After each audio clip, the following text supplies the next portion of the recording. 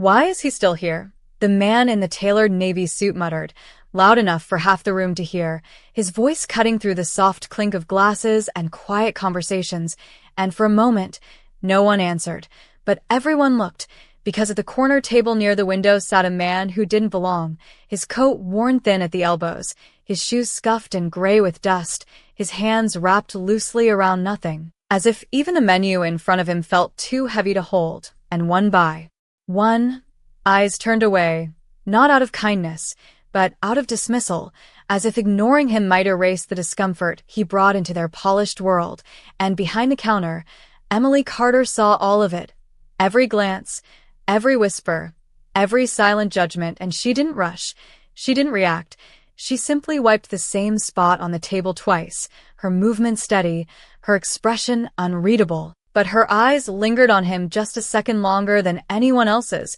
as if she were noticing something. The rest had already decided wasn't worth seeing, and when the manager leaned in, his voice low but sharp, "Either he leaves or you don't serve him." She didn't argue, didn't nod, didn't even look back. She just set the cloth down, picked up a clean mug and poured coffee, the steam rising slow and quiet into the air, and the room seemed to hold its breath without knowing why, as she walked across the floor, past tables that suddenly felt too close, past conversations that faded into silence, until she reached him, and for a moment, he didn't look up, as if he expected nothing, as if he had learned not to expect anything at all, and then the cup touched the table, a soft sound, barely there, but enough, and he lifted his eyes, cautious, almost surprised, and she gave a small nod, nothing more, no forced smile, no rehearsed politeness, just presence, simple and unguarded, like it cost her nothing to offer it. And for the first time since he walked in, someone wasn't asking what he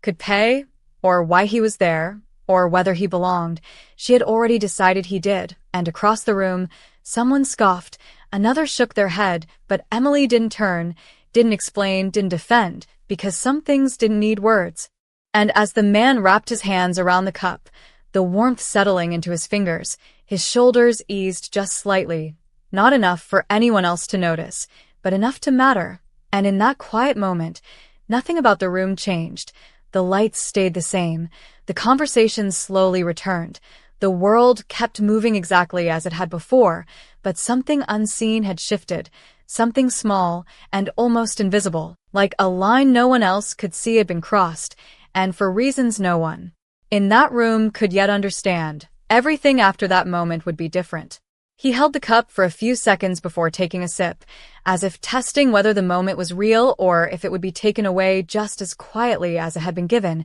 and when the warmth finally reached him, something in his expression softened, not relief exactly, but recognition, like a memory he had not expected to return, and Emily had already stepped back, not lingering, not waiting for gratitude, because she understood that some gestures were meant to be complete the second they were given. And across the room, the manager watched with a tightening jaw, his fingers tapping against the counter in a rhythm that matched his growing irritation, while a couple at table 6 leaned closer together, their voices low but sharp, speculating, judging, assigning stories to a man they had never spoken to, and Emily moved through it all with the same steady pace, refilling glasses, clearing plates, her presence calm in a room that did not realize how tense it had become, until the man finally spoke, his voice rough but controlled. "You should not have done that." And she paused just long enough to hear him, turning slightly, not fully, giving him space even in attention. "It is just coffee," she replied, simple, almost dismissive, but there was something in the way she said it that made it sound like more, and he shook his head faintly, a small movement, almost private.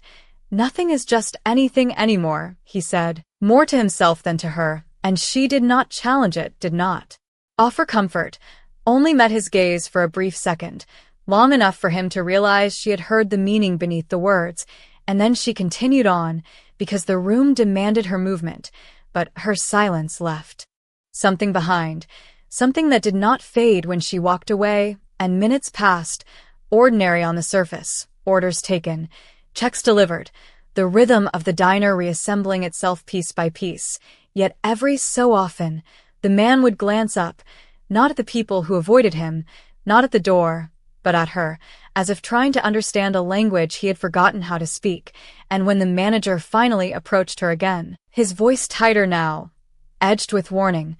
"This is not a shelter." "Emily." She nodded once, respectful but unmoved. "I know," she said, and that was all. No argument, no apology, just a quiet acknowledgement that carried no intention of changing course. And for a moment, he seemed ready to push further, to turn this into something bigger, but then a new group walked in, loud and demanding, and the moment slipped away, leaving only the faint trace of tension in its wake. And back at the corner table, the man reached into his coat, his fingers searching, hesitating, before pulling out a folded bill, worn at the edges, and he set it beside the cup, not sliding it forward, not offering it, just placing it there as if unsure whether it belonged to the present or the past. And when Emily returned, she saw it immediately, but instead of taking it, she gently pushed it back toward him, her fingers light, deliberate. "Keep it," she said, her voice steady, leaving no room for misunderstanding. And this time, he looked at her fully, really looked, as if seeing her for the first time, not as a waitress, not as part of the room, but as something distinct, something unshaken by the roles everyone else seemed to play. And in that look, there was a question he had not yet found the courage to ask, and for the first time that night, he did not look away. The silence between them did not feel empty, it felt deliberate, like something waiting to be understood, and Emily did not rush to fill it. She simply stood there for a moment longer than necessary before turning slightly, ready to return to her work, but his voice stopped her, quieter now, less guarded. "Why would you do that for someone like me?" And the question was not sharp, not defensive, it was careful, as if he had asked it before in different places and learned not to expect an answer that made sense. And Emily tilted her head just a fraction, considering him, not the coat, not the worn edges, but him. And when she spoke, her voice carried no weight of performance, no need to impress. "Because you walked in," she said, simple, almost matter-of-fact, as if that alone had been reason enough, and he let out a breath that almost sounded like a laugh. But it did not fully form. "That cannot be enough," he replied, and she gave a small shrug, the kind that did not dismiss him but also did not argue. "It was enough for me," she said, and something in that answer lingered longer than the words themselves, because it did not try to prove anything, it simply existed. And he looked down at the table again, at the cup, at the folded bill still resting where she had left it, untouched, and for a moment, his fingers hovered over it before pulling back, as if the act of taking it back meant accepting something he had spent a long time avoiding. And across the room, a group of younger customers laughed too loudly, their attention flickering toward him for a second before drifting away again. But this time, he did not seem to notice. His focus remained on the quiet space Emily had created without asking permission from anyone else in the room, and she had already moved on, carrying plates, answering questions, existing in the same rhythm as before. Yet now there was a subtle shift, like a thread, connecting two points that had not been connected before. And as the minutes passed, he finished the coffee slowly, not because he wanted to extend the moment, but because he was not used to being in a place where time did not feel like something to endure. And when the cup was finally empty, he did not stand immediately. He stayed seated, watching the way she moved through the room, the way she listened without leaning in, the way she responded without reacting. And when she returned again, not because she had to, but because something in her pattern brought her back to that table, he spoke once more, his voice steadier now. "You said someone once did this for you." And she paused, just briefly, not caught off guard, but acknowledging the weight of what he had noticed. And for the first time, there was a flicker of something behind her calm, not sadness, not regret, just memory. "A long time ago," she said, and that was all. She did not elaborate, did not turn it into a story, and he nodded slowly, as if understanding that some things were not meant to be explained in full. And as he reached for his coat, standing up with a quiet resolve, he glanced at her one last time, not with gratitude that demanded recognition, but with something deeper, something quieter. And as he stepped toward the door, the room barely registered his departure. Conversations continued, glasses clinked, the world remained unchanged, except for the small, unseen shift that followed him out into the cold night air, and the cup on the table, still warm just minutes ago, now sat empty, holding the echo of something that had not been about coffee at all. The door closed behind him with a soft chime, and for a moment, the cold air that followed seemed to linger inside the diner longer than it should have, brushing against the warmth of the room before disappearing into nothing, and Emily did not look up immediately. She finished placing a receipt on table 4, thanked a customer with the same quiet tone she always used, and only then did her eyes drift briefly toward the door, not searching, not expecting, just acknowledging that something had passed through and left, and the night continued, steady and familiar. Orders came in, plates went out, the rhythm of the diner reclaiming its space, as if nothing unusual had happened at all, yet the corner table remained slightly different, untouched for longer than usual, the empty cup still sitting there like a small reminder no one else noticed, until the manager finally stepped over, picking it up with a faint shake of his head. "You cannot keep doing this," he muttered, not angry now, just tired, and Emily nodded once, already reaching for the next task, because there was nothing to explain, nothing she felt the need to defend, and hours later, when the last customer left and the chairs were turned upside down on the tables, the silence of closing time settled in, deeper than the quiet of earlier, and Emily moved through it alone, wiping surfaces, stacking cups, her movements slower now, more deliberate, as if the stillness allowed space for thoughts she had kept tucked away during the rush, and when she reached the counter, her hand paused briefly on a clean mug, her fingers resting on its edge, the memory of earlier lingering not as a question, but as a feeling she did not try to name, and outside, the streetlights cast long reflections across the pavement, the night stretching on without witness, and somewhere beyond the glow of those lights, a black sedan came to a slow stop at the far end of the block, its engine quiet, its presence almost invisible unless you knew where to look, and inside, Daniel Brooks sat in silence, no longer hunched, no longer blending into shadows, his posture straight, his expression composed, but his eyes carried the same stillness as before, not the stillness of absence, but of something deeply considered, and in his hand, the folded bill remained, untouched, not because it had no value, but because for the first time in a long time, it had not been the most important thing in the room, and he turned it once between his fingers, then placed it carefully into his wallet, not as money, but as a marker, something to remember, and his driver glanced at him through the rearview mirror, waiting for instruction, but none came immediately, because Daniel's attention remained fixed on the diner down the street, the dim light still on inside, the faint silhouette of a woman moving behind the glass. Unaware she was being seen, and after a moment, he finally spoke, his voice calm, measured, carrying none of the hesitation from earlier. "Tomorrow," he said, simple, definitive, and the car eased forward, pulling away from the curb without urgency, disappearing into the quiet stretch of road as if it had never been there at all, and back inside, Emily turned off the last light, the diner falling into darkness, leaving behind nothing but the echo of a moment that had already begun to change. Something far beyond its walls. Morning arrived without announcement, the sky pale and quiet as the city stretched itself back into motion, and inside the diner, the lights flickered on one by one, bringing the room back to life in soft layers, the hum of the coffee machine, the low sound of dishes being stacked, the ordinary rhythm returning as if nothing from the night before had left any trace, and Emily stepped in just before her shift, tying her apron with the same practiced motion, her hair pulled back, her expression calm, unchanged, as though the world had reset overnight. And for her, in many ways, it had, because she did not carry moments the way others did. She let them pass through, leaving only what mattered. And as she moved behind the counter, pouring the first cup of coffee of the day, the manager glanced at her briefly, as if deciding whether to say something, but chose silence instead, perhaps because he sensed there was nothing he could add that would change her, and outside, the street began to fill, cars passing, footsteps quick and purposeful, until something different interrupted the flow, not loud, not dramatic, but noticeable in a way that made people slow down without understanding why. A sleek black car pulled up directly in front of the diner,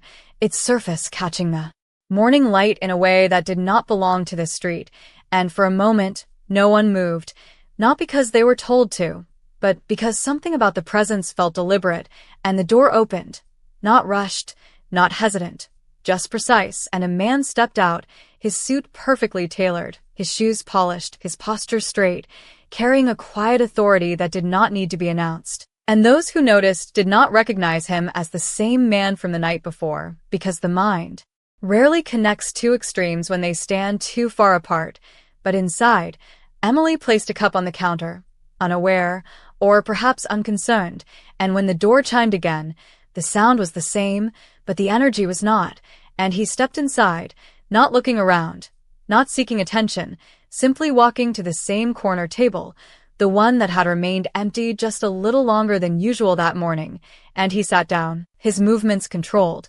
familiar in a way that suggested he had already decided something before arriving, and across the room, a few heads turned, this time not with dismissal, but with curiosity, subtle, restrained, as if they sensed importance without understanding it, and Emily approached as she always did, not faster, not slower, her voice steady. "Good morning," she said, and for a brief second their eyes met again, but this time there was no question of recognition on his side, only confirmation, and he gave a slight nod, the smallest acknowledgement, as if continuing a conversation that had never truly ended, and when she placed the menu in front of him, he did not open it, did not glance down, because he had not come for food, and she did not ask why, did not press, because she understood that not every return needed explanation, and around them, the diner continued,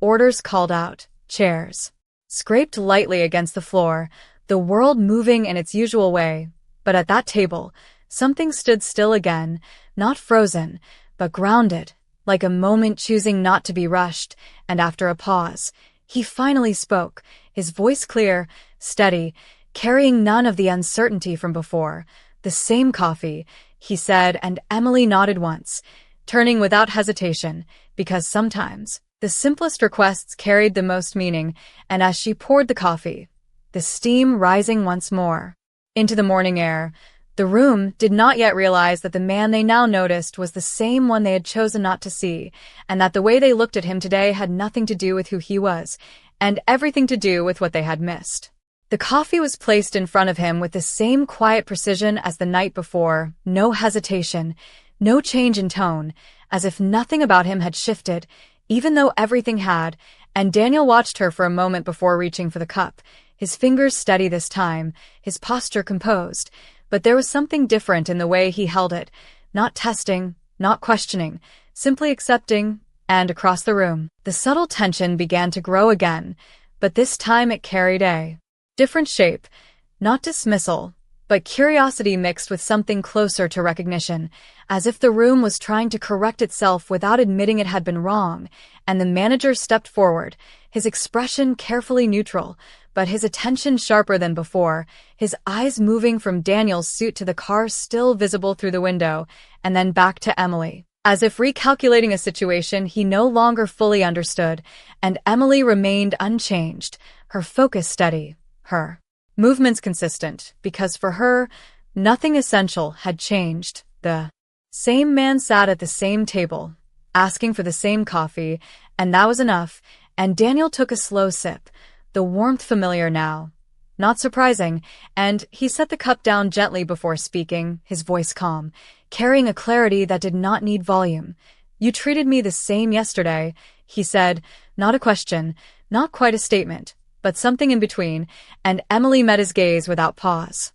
"You were the same yesterday," she replied, and there was no emphasis, no attempt to impress, just a simple alignment of truth that settled into the space between them, and for a brief moment, he allowed himself a small breath, not relief, but acknowledgement, as if something he had suspected was now confirmed in a way that mattered more than he expected, and nearby, a customer who had been there the night before shifted slightly in his seat, his attention caught not by the words themselves, but by the tone, the absence of difference in a room that had already begun to treat Daniel differently, and the contrast hung quietly in the air, subtle but undeniable, and Daniel reached into his pocket, not hurried, not theatrical, and placed a crisp bill on the table this time, not folded, not worn, but clean, deliberate, and he did not slide it forward, did not offer it in a way that demanded acknowledgement. He simply set it there, as if it belonged to the moment, but did not define it. And Emily glanced at it briefly before looking back at him, her expression unchanged. "That is for the coffee," he said, and she nodded once, accepting the transaction without attaching meaning beyond what it was. And then he added, after a pause that carried more weight than the words that followed, "And for yesterday." And this time, she did not immediately respond, not because she was unsure, but because she understood that what he was referring to could not be measured, could not be priced. And she gently pushed the bill slightly back toward him, not rejecting it entirely, but adjusting its place. "The coffee is $5, she said, her voice even, leaving the rest unspoken. And for a moment, he looked at her, really looked, and something shifted again, quieter this time, deeper, as if the balance of the moment had been restored in a way that could not be undone. And around them, the room continued to observe without fully understanding, because what they were witnessing was not a transaction, not a reveal, but a standard, one that had been there from the beginning, unchanged by appearance, unchanged by status, and for the first time, the difference between what they had seen yesterday and what they saw today began to feel less like a mystery and more like a reflection. The bill remained where she had adjusted it, not rejected, not accepted in the way he expected, but placed back into balance, and Daniel did not move to correct it. He simply let it stay there, his hand resting lightly on the table as if he understood that this moment was no longer about payment, and around them, the subtle shift in the room began to settle into something heavier, something that could not be ignored as easily as the night before, because now the difference was visible, undeniable, and yet Emily's presence remained unchanged, steady in a way that made everything else feel slightly out of place, and the manager lingered near the counter, pretending to check receipts, but his attention kept returning to that table, to the interaction he could not quite categorize, because it did not follow the usual rules he relied on to understand people, and Daniel leaned back slightly, his posture relaxed but intentional, his eyes never fully leaving Emily as she moved through the room, and when she returned again, not because she needed to, but because her rhythm brought her there, he spoke once more, his voice quieter now but carrying more weight than before. "Do you ever wonder who people really are?" he asked, and it was not a philosophical question, not meant for debate. It was something closer to reflection, and Emily paused just enough to acknowledge it, her gaze steady. "Not really," she said, and the answer might have sounded dismissive to anyone else, but there was no dismissal in her tone, only clarity. "People show you enough," she added, and for a moment, he held that answer, turning it over in his mind the same way he had turned the folded bill the night before, and something about it settled deeper than he expected, because it removed the need for assumptions, for tests, for the quiet games he had grown used to playing, and nearby,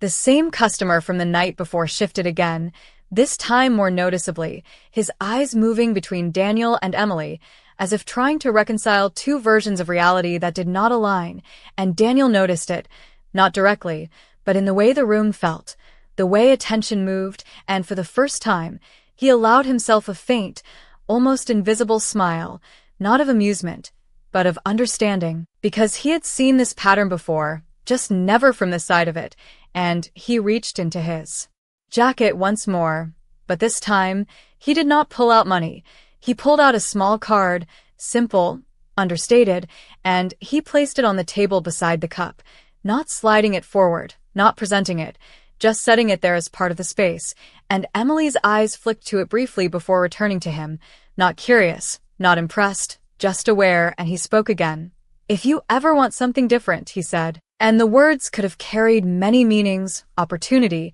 change, escape, but he did not define them, because for the first time, he understood that defining things too quickly often diminished them, and Emily looked at the card for a second longer this time, then back at him, her expression unchanged, her voice steady. "I already have something different," she said, and there was no challenge in it, no rejection, just a quiet statement of truth that did not depend on his offer to exist. And the card remained on the table, untouched, and in that moment, the balance between them did not shift in his favor. It did not tilt toward power or wealth. It stayed exactly where it had been from the beginning, level, grounded, and for the first time, Daniel did not try to change it. He simply accepted it, and outside, the morning moved forward, the street filling with life, unaware that inside a small diner, something far more significant than a transaction or a reveal had taken place. Something that would not announce itself,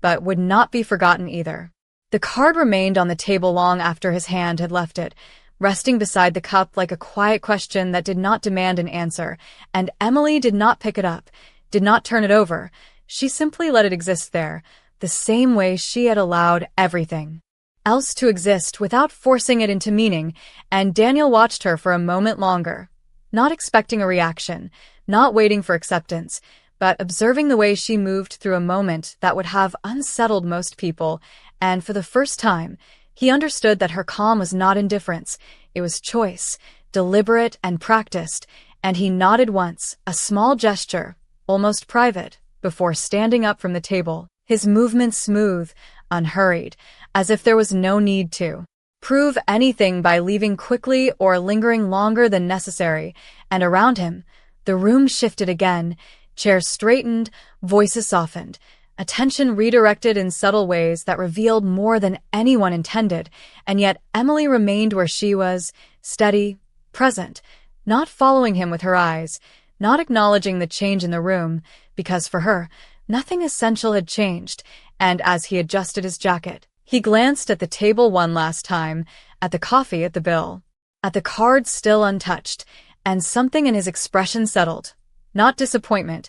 not surprise, but clarity, as if the absence of reaction had answered more than any response could have, and he turned toward the door, each step measured, not heavy, not light, just certain, and when the door chimed again, the sound felt familiar now, no longer marking an entrance or an exit, but something in between, a continuation rather than a break, and outside, the car was already waiting, the driver stepping up briefly before Daniel raised a hand, stopping him without words, because some gestures did not need assistance, and before he stepped in, he paused, just for a moment, his gaze lifting slightly toward the diner window, where the reflection of the morning light blurred the view inside, making it impossible to see clearly, and yet he did not need to, because what mattered was no longer what he could observe, but what he had already understood, and inside,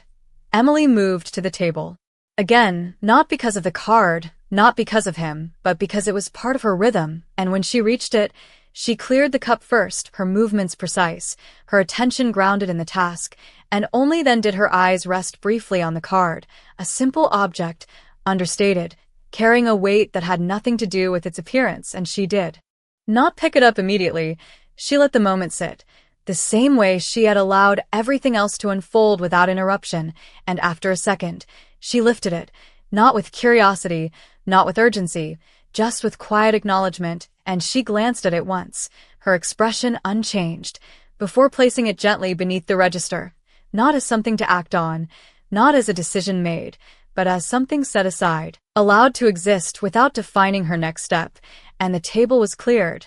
The space reset, as if nothing had happened there at all, and yet the air around it carried something different, something subtle but lasting, and as the day continued, customers came and went, conversations rose and fell, the world moved forward in its usual way, unaware that something quiet and immeasurable had shifted within that small space, something that would not announce itself, would not demand recognition, but would remain, steady and unchanged, like the way she had been from the very beginning. The day moved forward the way days always did, steady and unremarkable on the surface, but something about the air inside the diner felt quieter, not empty, just settled, as if a question had been asked and answered without anyone needing to hear the words, and Emily continued her shift without pause, taking orders, refilling cups, her presence unchanged in a way that now felt more visible than before, not because she had become different,